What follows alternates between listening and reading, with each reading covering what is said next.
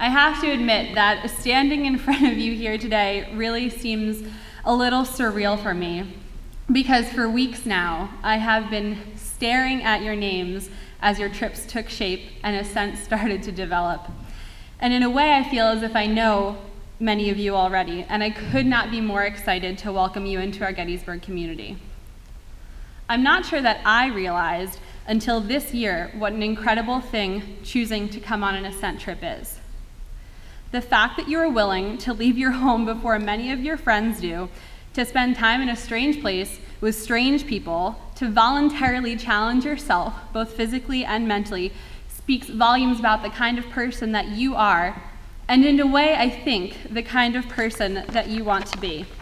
So once again, welcome to Gettysburg. Now, I've watched the speeches of Ascent interns before me, and for the most part, they all begin with the phrase, "I sat exactly where you were sitting 3 years ago today." And while this is true, I would be remiss if I did not share a few key details about that day with you. Not only was I quite late, I think I may have walked in around this time 3 years ago, I sulked, as my parents will tell you, almost the entire car ride to Gettysburg. And as a friend who was there that day would later tell me, quote, "You walked in that day, and I thought to myself, well, I'm not carrying her stuff for 5 days." I guess my lack of experience was pretty apparent at that point. So it is true, I have been where you are, but that does not mean I have experienced or will experience the things that you will in your time here. Nevertheless, I want to share with you 2 lessons I have learned through my years at Gettysburg, because I strongly feel that they began to take root on Ascent. I'm hoping that in describing my experience, these small lessons will be something that you can hold on to as you embark on what I'm sure will be an incredible journey. As my senior year at Gettysburg begins, I cannot help but reflect upon the person I was when I walked in those ballroom doors and the person I am today. Looking back, I think it is safe to say that those 2 people wanted very different things. It would be near impossible to sum up all that those things encompass, but let's just say that if you had stood at those ballroom doors with me 3 years ago and told me that I would go on to become a double major, develop an affinity for rock climbing, study abroad in the greater Middle East, learn Arabic, lead my own backpacking expedition to Ireland, and coordinate Ascent, I would have flat out told you that you were out of your mind. None of those were things I'd even fathomed would be possible in my time here at Gettysburg.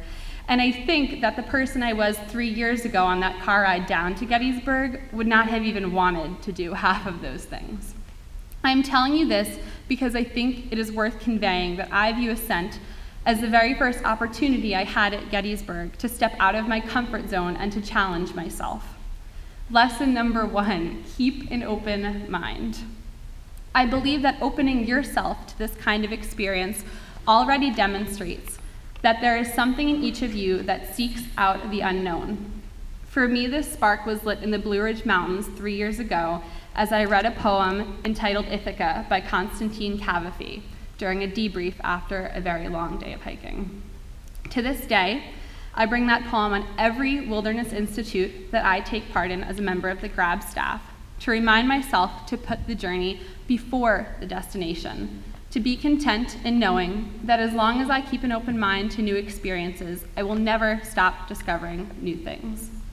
I hope that as you embark on life at Gettysburg, you do so as someone who is curious. There are a plethora of resources at your disposal. People waiting to be met, books waiting to be read, professors yearning to share their knowledge with you.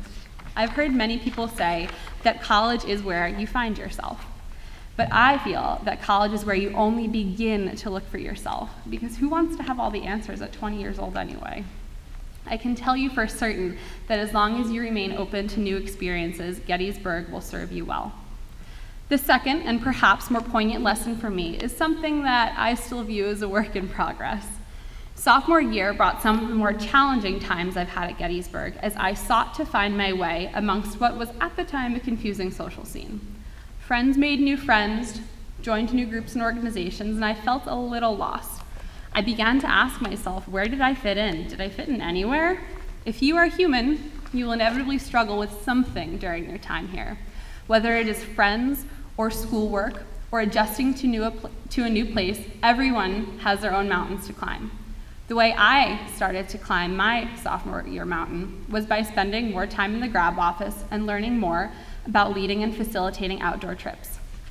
I even started to spend more time at the climbing wall on campus, practicing what I had picked up freshman year in Arizona on my Wilderness Institute. It may not have been something I thought I wanted when I was a freshman, but I know that that is the year that I developed my passion for grab and everything that it does. My experiences leading trips and learning various backcountry skills gave me the courage to be okay with the changes and self-doubt that sophomore year brought.